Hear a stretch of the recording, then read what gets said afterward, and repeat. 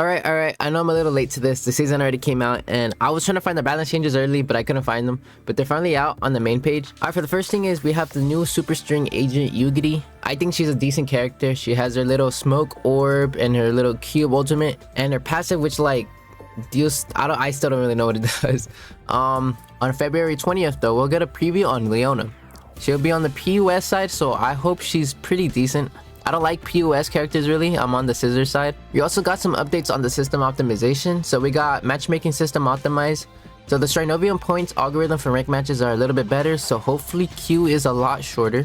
You can also switch to dorm scenarios.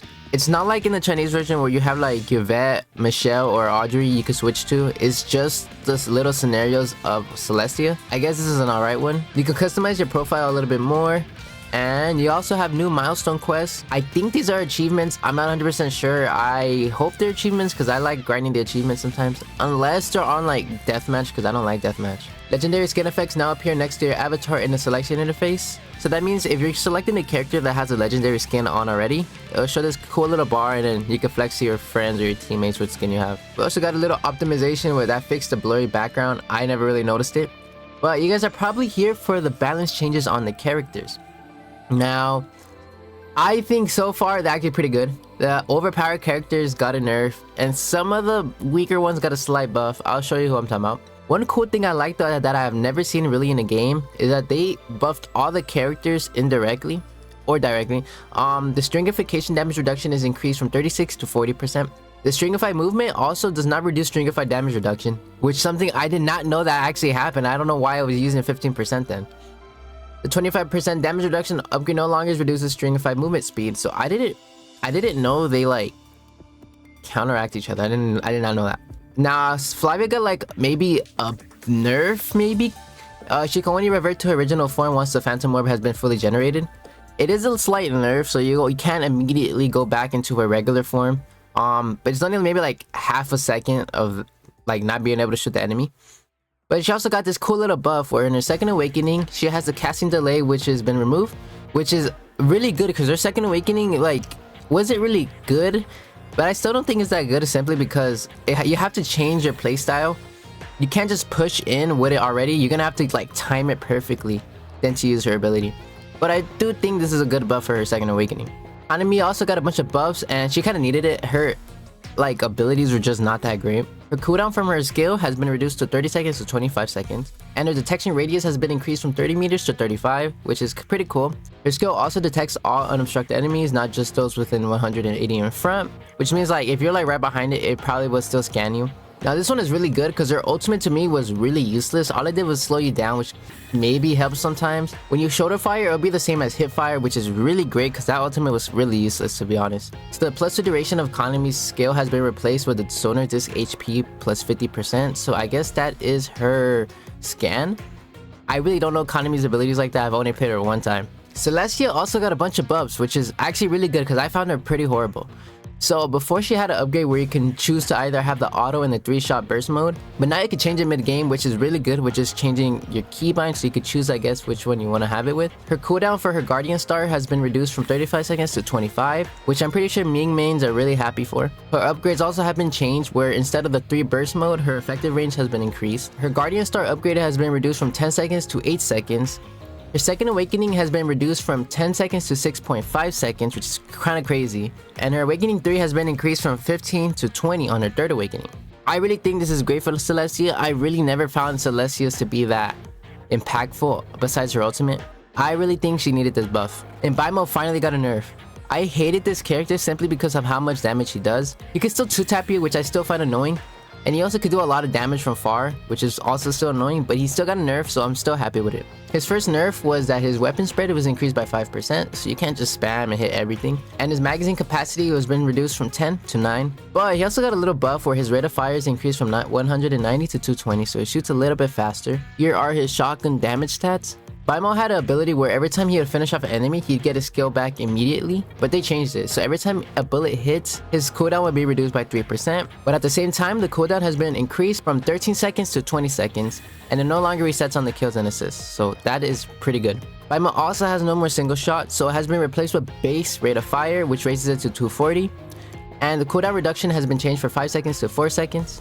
His ammo upgrade capacity has been increased from 3 to 4, which is really good. Rehtroh got a couple buffs and nerfs. For his passive skill, his charge time has been reduced from 5 seconds to 4 seconds. And his wall hack duration has been reduced from 2 seconds to 1 second. For his active skill, his cooldown has been decreased by 5 seconds, from 45 seconds to 40 seconds.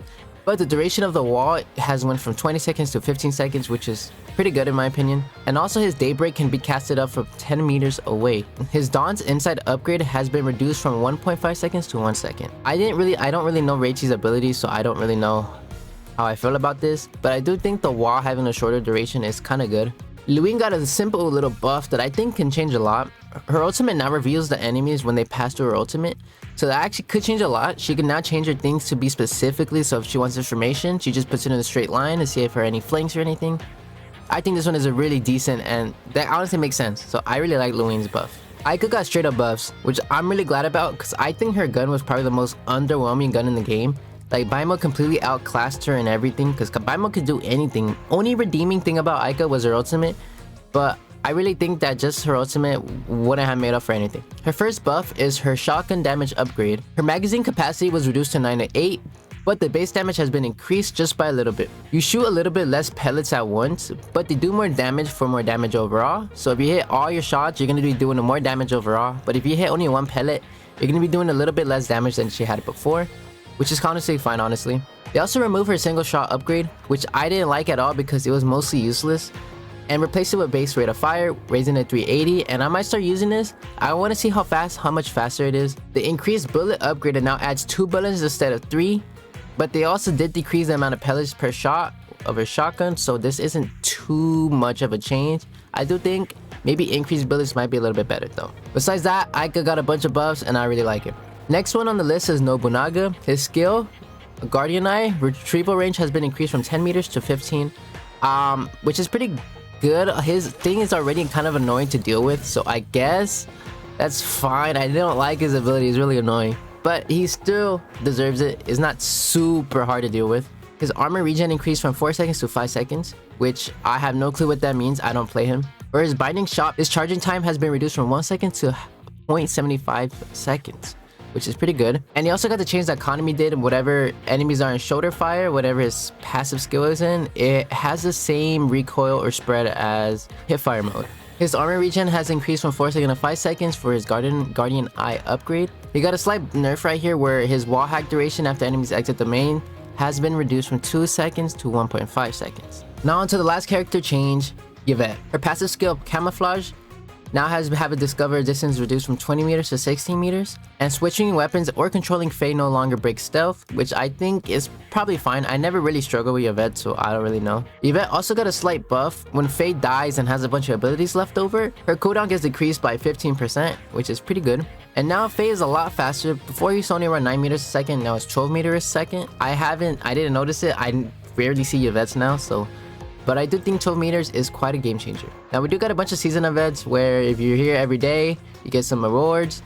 And you also have this little event where you gotta get these activity points for these rewards. You have to complete quests to earn harmony points, and each, I guess, quest gives you harmony points. You can buy stuff. They reset every 7 days in the event, and it comes out on January 17th, and it's already out since I'm already late to this, but it ends on February 14th on Valentine's Day? I think that's Valentine's Day. Here are the rewards if you want to pause and read them.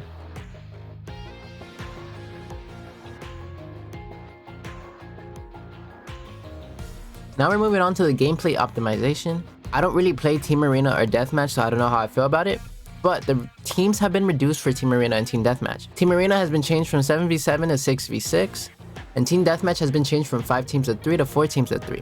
Now this one I like. So whenever you won a match or lost a match in demolition mode, you only had a couple seconds to do anything, and you barely had time to plant the bomb. They also changed the final phase time in demolition mode, which extends the time from 5 seconds to 6 seconds, which is good if you want to plant bomb really quickly because you had no time whenever you won a match. But they changed the planting time to be reduced from 4.5 seconds to 4 seconds, which is really good at the end game, so you get your free ultimate point whenever you win a match. They also added changes to escort mode. They added special effects that indicate the interaction range of the payload, slightly increased the payload's forward and backwards movement speed, adjusted skill recommendation for some characters, slightly adjusted match duration to offset it from respawn timers, remove the knockback description from the string energy network UI, and there's a couple balance changes for escort only.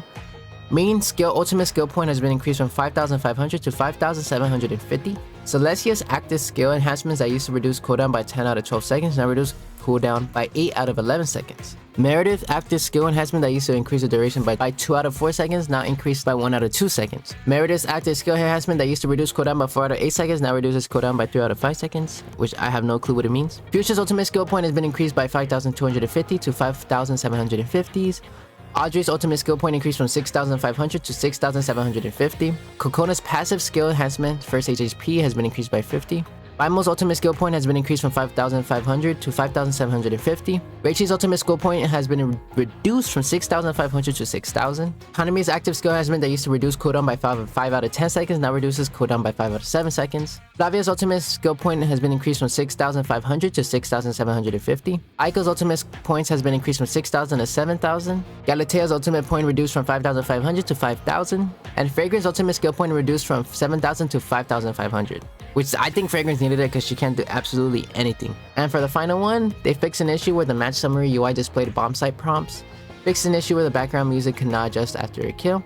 Fixed an issue where some players who reached the required level could not play in rake mode. And fixed a number of UI display issues and fixed multiple text issues.